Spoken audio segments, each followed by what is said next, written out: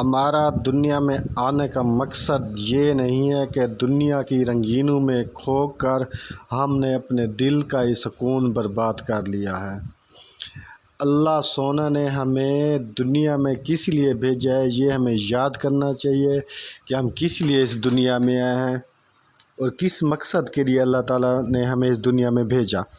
آج ہم وہ بھول چکے ہیں، ہمیں لگتا ہے ہم اس دنیا میں اچھا نام، بڑا سا اسٹیٹس، بڑی گاڑی، خوبصورت سا بنگلہ، بیوی، بچے، عہدے، یہ سب کے لیے سونے اللہ نے ہمیں پیدا فرمایا ہے۔ نہیں، ایسا بالکل بھی نہیں ہے، ہم بالکل غلطی پہ ہیں، ہم سمجھ نہیں پا رہے، حقیقت کو ہم جھٹلا رہے ہیں، ہم دنیا کی محبت میں غرق ہیں، یہ ہمیں نہیں کرنا چاہیے، ہمیں بہت اچھا سوچنا چاہیے۔ سب سے بڑی غلطی یہی ہے کہ ہم اپنے مقصد کو بھلا کر ان چیزوں میں کھو گئے ہیں کہ یہ چیزیں بے شک ہمارے لیے ضروری ہیں، مگر ضرورت کی حد تک ہم دیکھتے ہیں کہ نہ کشتی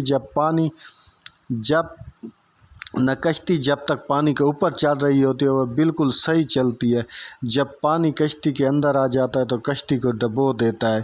اسی طرح ہم دنیا کے اوپر ہیں لیکن دنیا کو خود کے اندر نہ آنے دیں۔ جب دنیا ہمارے اندر آ جاتی ہے تو بس ہم کہاں کے کہاں چلے جاتے ہیں، ہم اللہ سے کتنے دور ہو جاتے ہیں، ہم دنیا میں غرق ہو جاتے ہیں اور ہم اپنا کتنا بہت بڑا نقصان کر دیتے ہیں۔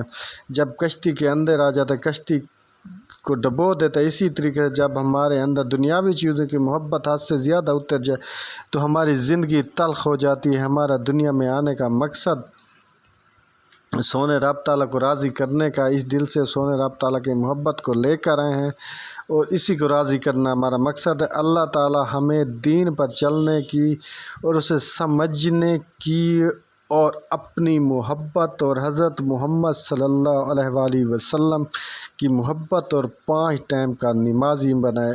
آمین آمین آمین۔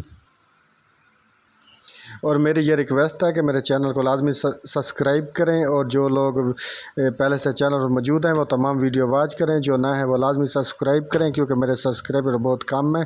آپ سب سے ریکویسٹ ہے لازمی سبسکرائب کیا کریں اور میرے چینل پہ آنے والی نیو ہر ویڈیو کو لازمی دیکھا کریں۔ جزاک اللہ۔ میری دعا ہے اللہ تعالیٰ آپ کو خوش رکھے اور خوشیاں نصیب فرمائے۔ جزاک اللہ۔